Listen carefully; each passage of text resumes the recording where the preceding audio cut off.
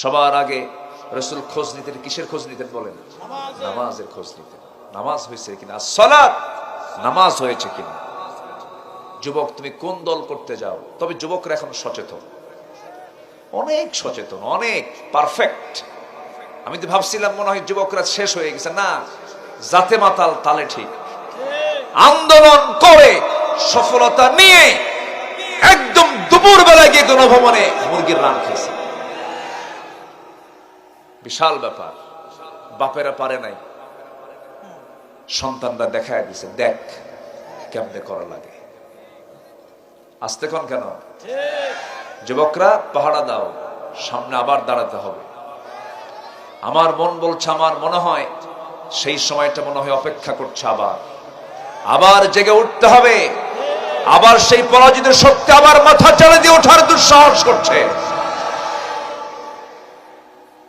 সম্মানিত ভাইয়েরা, সম্মানিত বন্ধুগণ,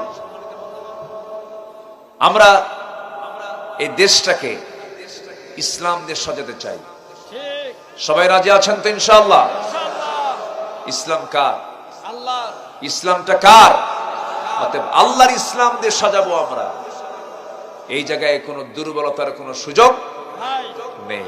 অনেকে ভাবেন কি, বলেন কি জানেন, আজকের এই বিশ্ব রাজনীতিতে ইসলাম অচল। দেখছেন কত বড় ফালতু কথা, কত বড় ফালতু কথা। ইসলাম কোন যুগে অচল থাকতে পারে? ইসলাম সব যুগেই সচল। সচল ছিল, সচল আছে, সচল থাকবে।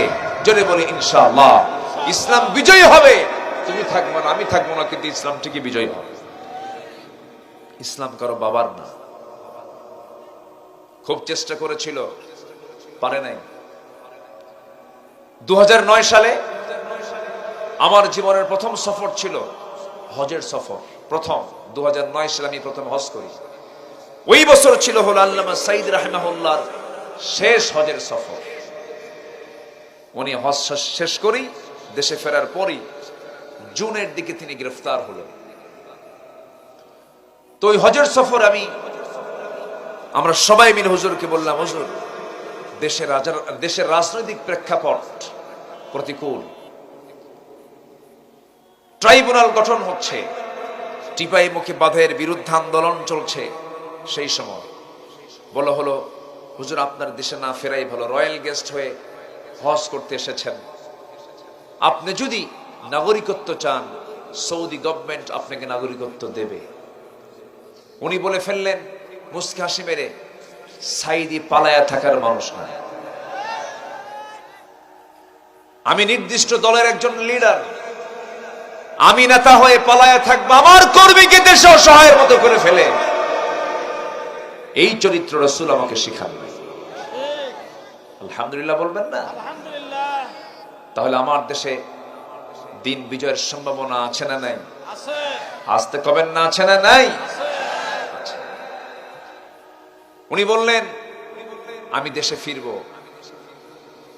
আমি দেশে চলে যাব। দেশে ফিরলেন হাসি মুখে, জেলখানায় থাকলেন 13 বছর, এবং তার জীবনের শেষ বিদায়টা ছিল কান্না চেহারা না হাসির চেহারা? হতাশা নয়। আমাদের তো মূল লক্ষ্য হলো জান্নাত। মূল লক্ষ্য কি বলেন? জান্নাত। কোন চিন্তা নাই আমাদের। ভয় কি তোমার সঙ্গে খোদা, মনের কাবায় কোরআন বাঁধা, মরলে শহীদ বাঁচলে গাজী, কে বা তোমায় দেয় ফাঁকি। চলো চলো চলো মুজাহিদ, পথে যে এখনো বাকি। ভোলো ভোলো ব্যথা ভোলো, মুছে ফেলো ও আখি। আল্লাহ কবুল করুন, আল্লাহ কবুল করুন। আমরা কোনো হক নষ্ট করব না। জোরে বলি ইনশাআল্লাহ। আল্লাহর হক হচ্ছে 1 নাম্বার, কোরআনের আলোকে আল্লাহর হক আদায়ের জন্য বান্দার করণীয় 10টি কাজ। এর মধ্যে 1 নাম্বার হলো বান্দা আল্লাহর সঙ্গে কোনো শরীক স্থাপন করতে পারবে না, শিরকের কাজ করতে পারবে না। শিরিক কাকে বলে? শিরিক তাকে বলে, ধরুন আইন 2 প্রকার, একটা আইন হচ্ছে কোরআনের আইন, আর একটা হচ্ছে মানুষের আইন। মানুষের আইনকে আপনি প্রতিষ্ঠা করে কোরআনের আইনকে আপনি মাইনাস করে রাখলেন, এটা কি হলো? শিরিক হয়ে গেল। অন্য আইনকে আপনি বিশ্বাস করে নিয়েছেন, গ্রহণ করে নিয়েছেন। শনিবারে বাঁশ কাটা যাবে না, আছে কিনা এলাকায় জানি না।